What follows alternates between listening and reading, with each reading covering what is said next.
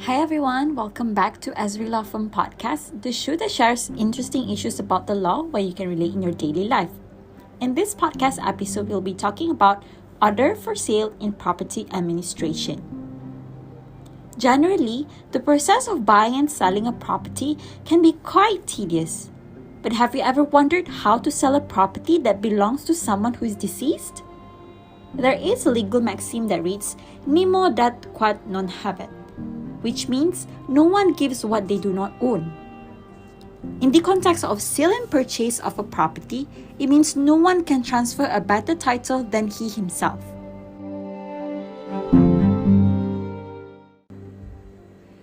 So, when someone dies, an issue that may arise is who will be in charge of the administration of the deceased. The answer to this issue follows with two distinct paths that depend on the existence of a will left behind by the deceased. This is because only personal representative of the deceased estate will have the capacity to enter into a sale and purchase agreement to dispose of the deceased property. Where in this podcast episode, we will discuss the two matters in two main parts of below. Extractions of grant of probate, and secondly, power of the administrator or executor to sell the deceased property by way of an order for sale. So what is extraction of grant of probate or letter of administration? Grant of probate and letter of administration are the instruments that trigger the procedure of estate administration. Think of this as an instrument like a driver's license. You need to obtain a driver's license in order to prove that you are qualified to drive. Same goes to administrating a deceased estate. Once a grant of probate of letter of administration has been extracted, then only the representative is authorized to administer the deceased asset. Despite that, the two instruments are so much different to one another. So in the first element, which is where the deceased died intestate without leaving a will, the representative who intends to manage the estate of a deceased who died without leaving a will may apply for a grant of letter of administration. This person is called as an administrator. This can be referred to Section 30 of the Probate and Administration Act 1959. In second scenario is where the deceased died testate, which means leaving a will. Where the deceased passed away, the executor named in the will should apply for a grant of probate from High Court according to the Section 2 of the Probate and Administration Act 1959. An executor refers to a person to whom the testator has entrusted to execute the will, and includes a person deemed to be appointed executor in the respect of settled land. The executor should apply for a grant and probate from the High Court.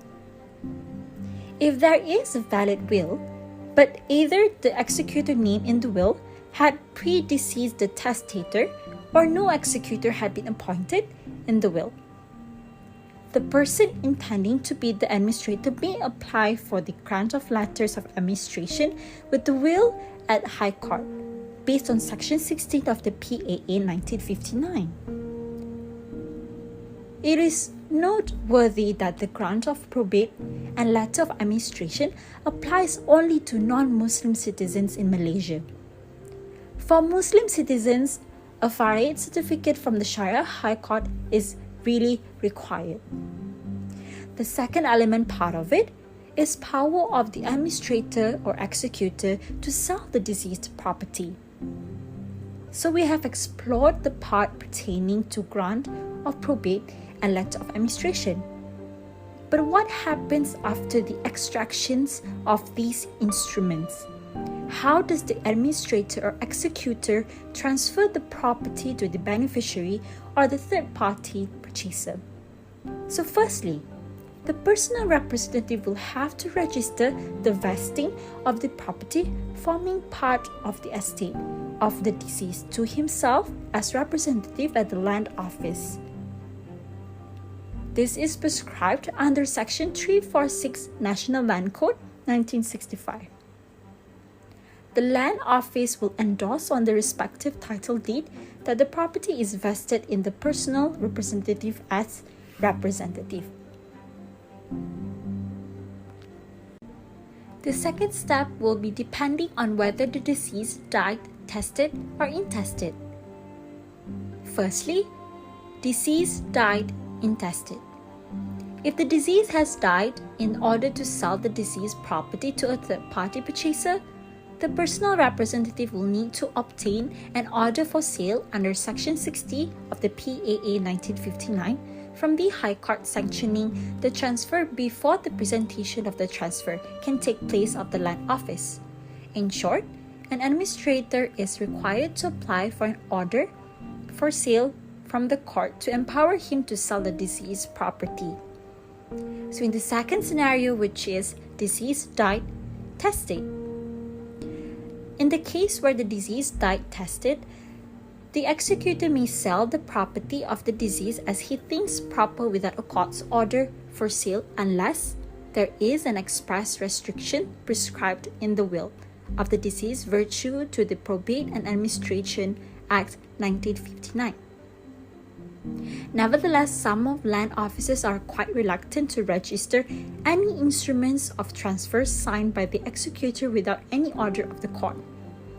It has been the practice of some land officers that the instrument of transfer signed by the executor will not be registered without an order of the court, unless the will has expressly conferred the power to the executor to sell the property.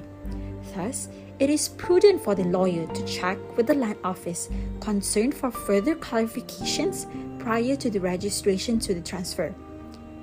Where there are also 3 circumstances where the executor is required to obtain a court's order for sale prior to carrying out the sale and purchase transactions. Firstly, in circumstances where the executor is unable to comply or fulfill the express restrictions stipulated under the will, the executor must obtain consent from the relevant beneficiaries as mentioned in the will and also an order of the court. So in conclusion, the process of selling a property belonging to a deceased person is depending on whether he had died, leaving a will or without a will. The whole estate administration process must be well planned properly, executed in order to make sure that the deceased asset can be rightfully distributed or disposed. Alright, that's all in this podcast episode. If you would like to know more, do visit EzriLaw website and do follow us on Instagram and also Facebook.